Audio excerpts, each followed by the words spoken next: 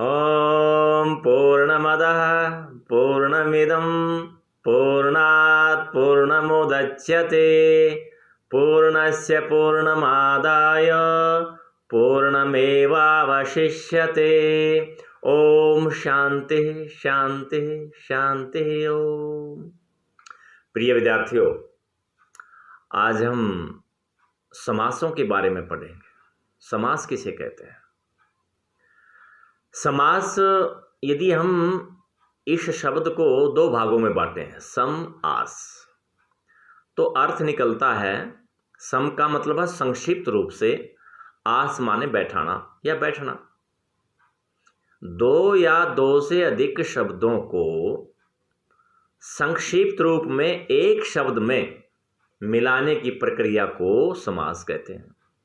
अर्थात दो या दो से अधिक शब्दों को एक शब्द संक्षिप्त रूप से बनाने की प्रक्रिया को हम समास कहते हैं। अब समास के लिए एक लाइन याद कर लें सभी बच्चे। वो लाइन यदि आपको याद हो जाती है तो आपको सारे समासों के नाम और उनकी परिभाषा याद हो जाएगी। आपको रट्टा मारने की जरूरत नहीं पड़ेगी। कौन सी लाइन है वो? एक लाइन याद कर लें, अतः दबक दिल में न आ।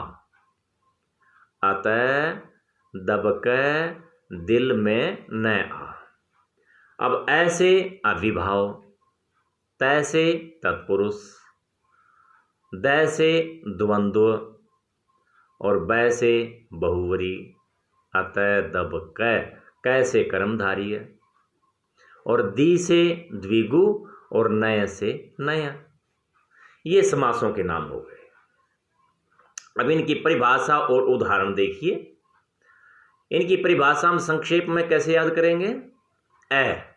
ऐसे समास बना अव्यभाव, जिसमें पहला पद प्रधान हो उसे हम अव्यभाव समास कहते हैं। या यूं कहिए, जिसमें पहला पद अव्यय आ जाए उसे हम अव्यभाव समास कहते हैं। अब दोनों परिभाषाएं ठीक हैं। जिसमें पहला पद प्रधान हो उसे हम अव्यभाव समास कहते हैं। इसके उदाहरण हम दे सकते हैं, यथाशक्ति, आजीवन, हाँ, और फिर इसमें प्रतिदिन भी है, भरपेट भी है। ये सारे उदाहरण इसके अव्यभाव समास के हैं। फिर एक है तत्पुरुष, अत, तैसे तत्पुरुष, जिसमें दूसरा पद प्रधान हो। अब दूसरा पद प्रधान हो उसे हम तत्पुरुष समास कहेंगे। जैसे राजपुरुष है, यश प्राप्त है, गुण युक्त है, विद्यालय है, क्रीड़ा क्षेत्र है, भयभीत, गंगा तट, आनंद मग्न। ये सारे क्या हैं? तत्पुरुष समास के। अत, द से द्वंद्व। देखिए, पहले में तो क्या आया? पहला पद प्रधान, दूसरे में दूसरा पद प्रधान, और तीसरे में द से द्वंद्व में दोनों पद प्रधान हो उसे हम द्वंद्व समास कहते हैं। जिसमें दोनों पद प्रधान हो उसे हम द्वंद्व समास कहेंगे। जैसे राम लक्ष्मण, राम श्याम, लाभ हानि, भाई बहन, नर नारी, पाप पुण्य। ये सारे अमीर गरीब जितने भी उदाहरण हैं ये सारे द्वंद्व समास के उदाहरण हैं। अब तीन समास हमारे क्लियर हो गए हैं, अव्यभाव, तत्पुरुष, द्वंद्व। एक में पहला पद प्रधान आया, दूसरे में दूसरा पद प्रधान आया, तीसरे में दोनों पद प्रधान हो गए, और चौथे में वैसे बहुवरी ही, जिसमें अन्य पद प्रधान हो, यानी दोनों पद मिलकर के अन्य पद को प्रधान बना दें, उसे हम बहुव्रीहि समास कहते हैं। जैसे एक दंत है, गजानन है, पीतांबर है, नीलकंठ है, चक्रपाणी है। ये सारे क्या हैं? बहुव्रीहि के समास के उदाहरण। अब नय, इससे पहले हम देखेंगे अ त द ब, कैसे कर्मधारी है। कर्मधारय समास किसे कहेंगे? जिस समास में उपमान उपमेय यानी एक पद उपमान और एक पद उपमेय आ जाए, अथवा एक पद विशेषण और एक पद विशेष्य आ जाए, उसे हम क्या कहेंगे? कर्मधारय समास। जैसे इसके हम उदाहरण दे सकते हैं, अनेकों उदाहरण हैं। जैसे नीलकमल है, महापुरुष है, प्रधानाध्यापक है, और कमल नयन है, घनश्याम है, विद्याधन है, ये कर्मधारय समास हो गया। अतः दब क दी से द्विगु, जिसमें पहला पद संख्यावाचक आ जाए। संख्यावाचक जैसे भाई चौमासा है, चौराहा है, पंचतंत्र है, और सप्तऋषि है, ये संख्या आ गई ना पहला पद, वो द्विगु समास हो गया। अब नय से नय, जिसमें पहला पद नकारात्मक हो, अर्थात किसी चीज से इनकार कर दिया गया हो, बस सत्य नहीं है असत्य, धर्म नहीं है अधर्म, न्याय नहीं है अन्याय, आस्तिक नहीं है तो नास्तिक, सफल नहीं है असफल, ब्राह्मण नहीं है अब्राह्मण।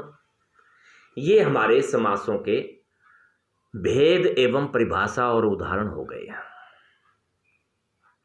अब कई बार बच्चों को संदेह होता है कि कर्मधारय और बहुवरी में हम अंतर कैसे स्पष्ट करें, क्योंकि वही उदाहरण तो कर्मधारय में फिट बैठते हैं और वही उदाहरण लगभग बहुवरी में फिट बैठते हैं। अब देखिए, इनके विग्रह जब हम करते हैं, विग्रह करने में थोड़ा सा अंतर होता है। विग्रह किसे कहते हैं? यानी समस्त पद में विभक्तियां लगा करके शब्दों को अलग अलग करने की जो प्रक्रिया है, उसे हम विग्रह कहते हैं। जैसे उदाहरण है भाई कमल नयन है। कमल नयन, एक तो हम ये कहें भाई कमल जैसे नयन, कमल जैसे नयन, ये तो हो जाएगा कर्मधारय का उदाहरण। और एक हम कहें कमल जैसे हैं नयन जिसके, वो हो जाएगा बहुवरी समास। एक मोटी सी बात आपको मैं बताऊं भाई, जिस में विग्रह करते समय जिस शब्द का प्रयोग हो जाए, जिस, जैसे और उदाहरण देता हूं मैं, तो उसे हम बहुवरी समास कहते हैं। विग्रह करते समय जिस शब्द का प्रयोग हो जाए उसे हम बहुवरी समास कहेंगे। जैसे पीताम्बर, पीले हैं कपड़े जिसके, अर्थात कृष्ण भगवान, तीसरा पद प्रधान हो गया वो। और पीताम्बर, पीला है कपड़ा जो, ये हो जाएगा कर्मधारय समास। कमल नयन, पीताम्बर, नीलकंठ, नीला है कंठ जो, वो तो हो जाएगा कर्मधारय, और नीला है कंठ जिसका, हो जाएगा बहुवरी समास। ये इस वीडियो को आप ध्यान से सुने 2-3 बार, और फिर हिंदी की व्याकरण खोल करके उसको पढ़ें और उनके उदाहरण याद करें, परिभाषाएं याद करें। आपको आसान तरीके से थोड़े से समय में ये परिभाषाएं और इनके भेद समासों के आपको याद हो जाएंगे। सभी बच्चों को शुभकामनाएं, और घर पर बैठ करके आप स्वस्थ रहें और मस्त रहें और विद्या अध्ययन में व्यस्त रहें, यही मेरी शुभकामनाएं। ओम वंदे मातरम।